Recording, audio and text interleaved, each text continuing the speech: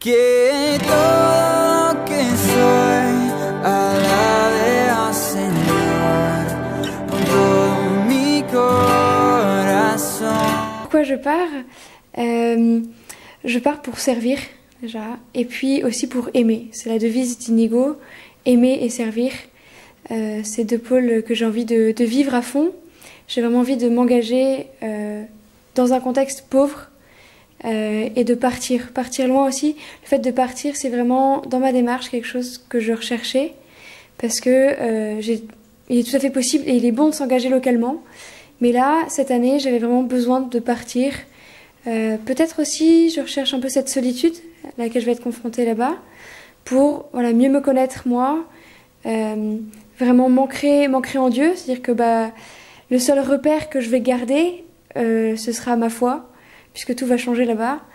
Donc ça, c'est quelque chose que je cherche aussi. Et puis rencontrer d'autres personnes complètement différentes, une autre manière de vivre sa foi aussi, et qui n'est pas pour autant moins bonne, mais juste elle est différente.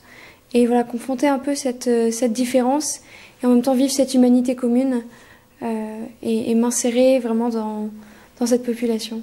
Est-ce qu'il y a une continuité dans mes engagements? Oui. Et on voit une certaine cohérence qui se dessine et donc ça donne aussi une certaine paix. Dans mes engagements, comment ce désir de partir servir a grandi. Je pense déjà qu'il y a eu le scoutisme comme terrain où ça a pu germer, parce que voilà, on nous apprend quand même à servir. C'est vraiment une école de service et puis d'attention aux plus petits. Alors après, ça prend différentes formes. Là, les plus petits, en l'occurrence, c'est les plus pauvres matériellement que je vais servir. Donc il y a eu le scoutisme vraiment comme école de vie et d'autres engagements solidaires animés par ma foi, clairement, où Dieu aime ces personnes tout autant que moi et d'un amour infini.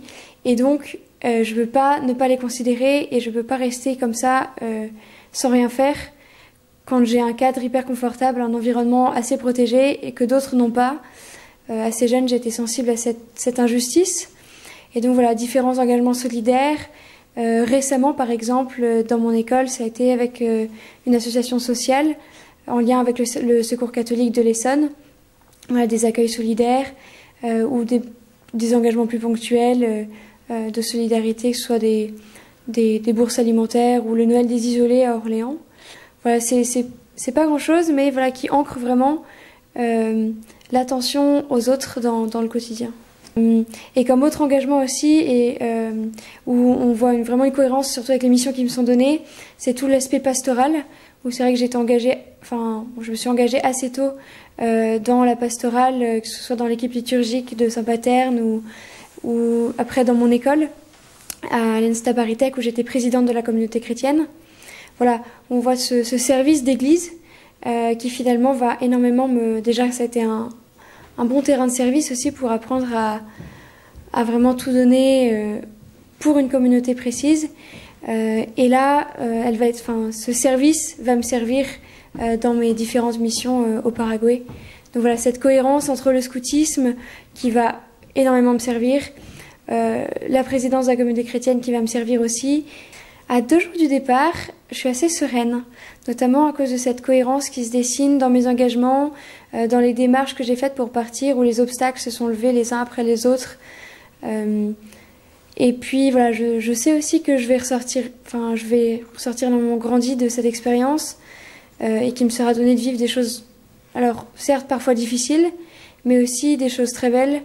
Et puis c'est un désir. Ce désir d'humanitaire, de partir en coopération, date depuis trop longtemps pour que ça soit pas comblé.